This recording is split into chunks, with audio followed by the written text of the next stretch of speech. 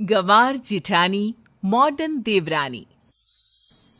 अर्पिता की शादी राकेश से तय होती है, जो एक सरकारी नौकरी करता था।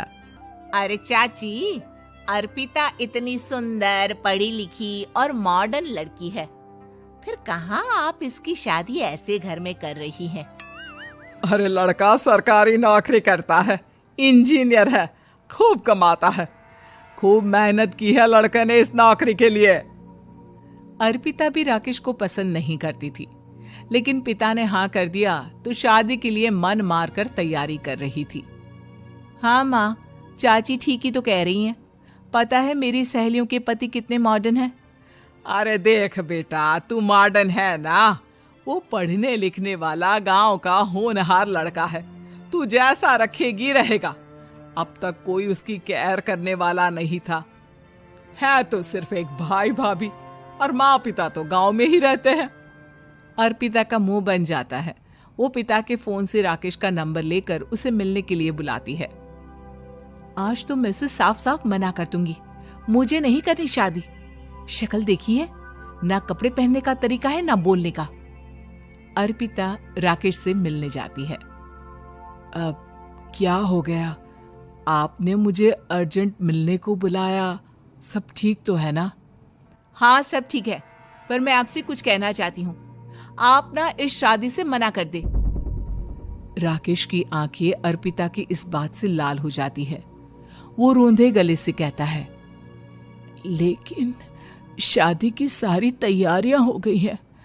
मैंने आपके साथ एक अच्छे भविष्य का सपना भी देख लिया है। ऐसा मत करिए प्लीज। माँ पिता के अलावा मैंने किसी को दिल से अपना माना है तो वो आप ही है। देखिए, मुझे आपसे कोई समस्या नहीं है, लेकिन आप मेरे जैसे नहीं हैं। मैं मॉडर्न लड़की और आप।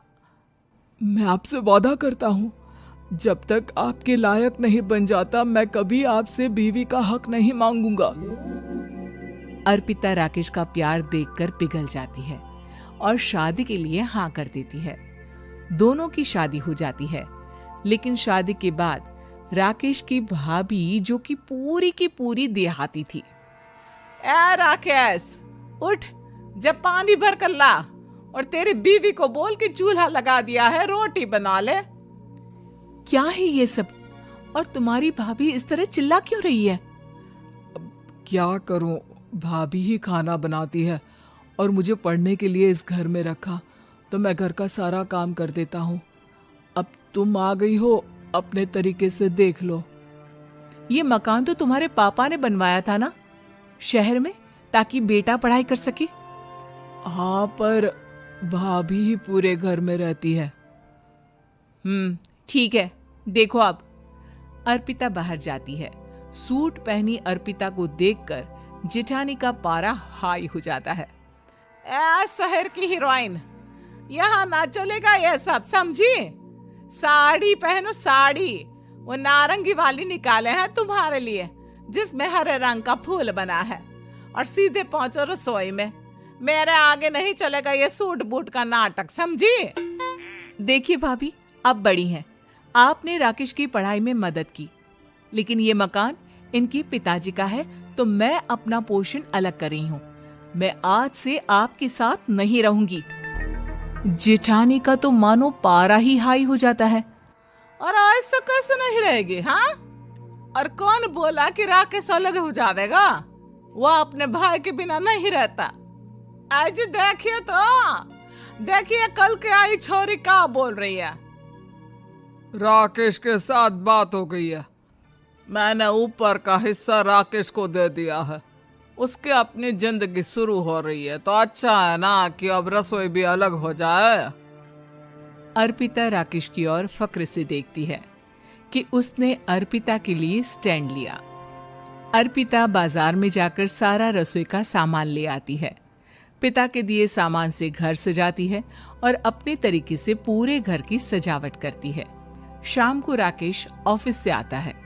कुर्ता पैजामे में राकेश को देखकर, अरे ये क्या पहना है?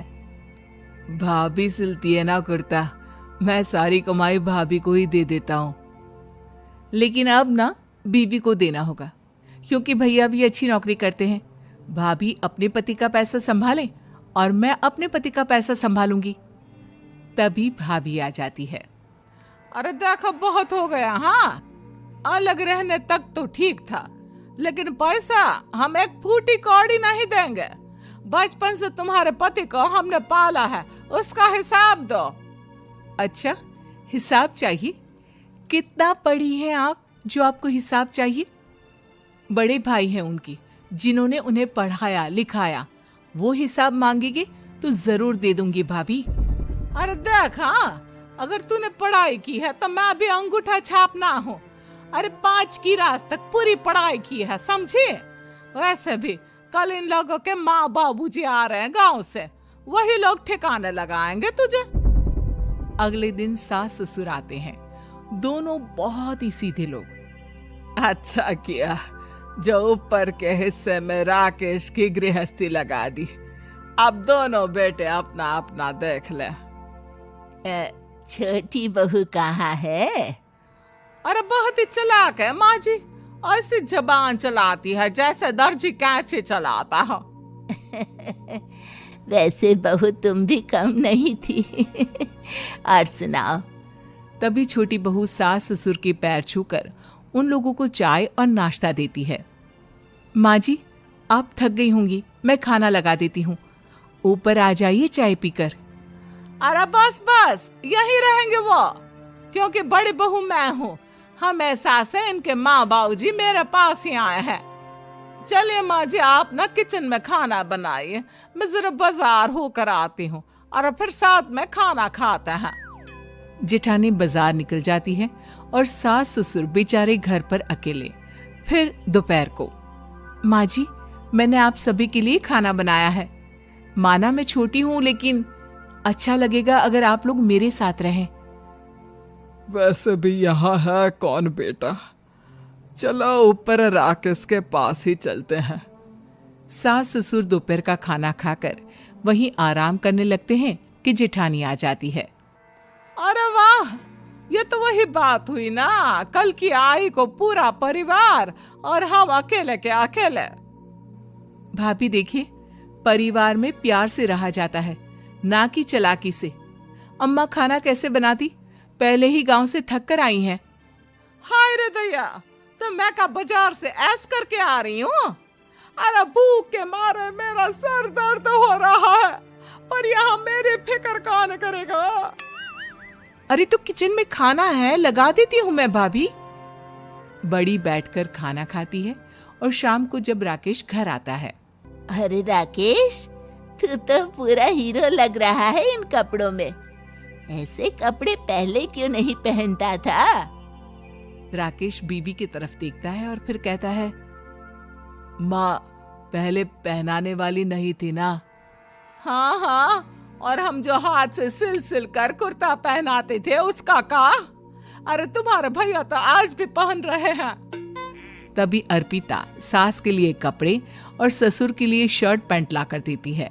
उन लोगों को फ्रिज से ठंडा पानी और टीवी में फिल्म दिखाती है।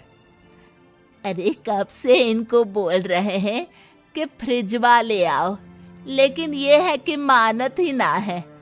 बहू अब तो तुम ही समझाओ ससुर जी को। नहीं पापा, आप फ्रिज मत लीजिए। अरे वाह रे छोटे, खुद फ्रिज का ऐसे का मजा ले, और इनकी माँ के पास फ्रिज भी ना हो। अरे देखा पिताजी, देखा माँ जी कब बोल रही है। अरे उसकी पूरी बात तो सुन लो कि वो क्या बोल रही है। वो इसलिए क्योंकि अब माँ जी और पापा यहीं रहेंगे मेरे पास। घर को घर सिर्फ मॉडर्न या गांव की सोच नहीं, बल्कि संस्कार बनाते हैं भाभी, और संस्कार अच्छे हो तो सब सही हो जाता है।